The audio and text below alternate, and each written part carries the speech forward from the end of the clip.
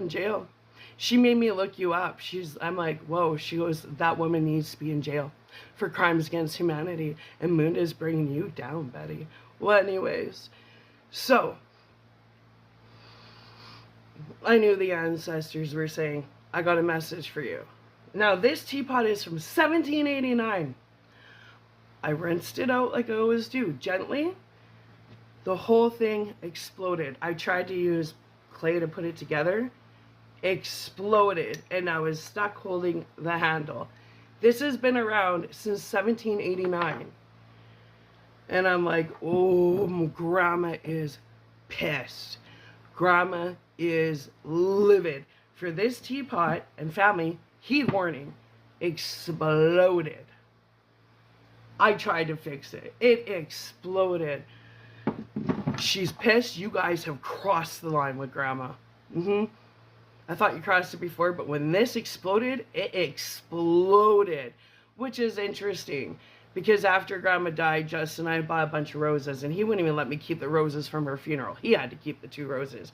And he called me freaked out one time because they were in this red little vase.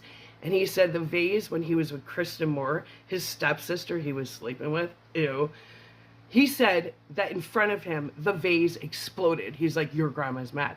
Well, now I know that he stole my inheritance from my grandma's funeral. No shit, she was mad at you, Justin. Oh, you're done.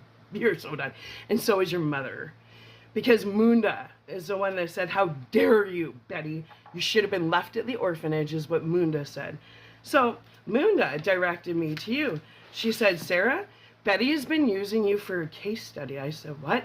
She goes, get her on crimes of humanity. She has illegally surveillanced you, and she's been torturing you and writing papers on it. I said, what are you talking about, Munda? So she guided me to a website.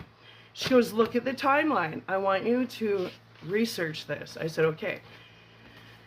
So I looked at the timeline. I got raped by Dan Duke of the Medicine Hat Police Department. Randy Teal was the investigator that covered it up. Yeah. Well, anyways, I got raped in August the 23rd of 2009. Then me and Jake were in the Phoenix Emergency Shelter for 4 months before we went to the Musasa House for live-in therapy over rape.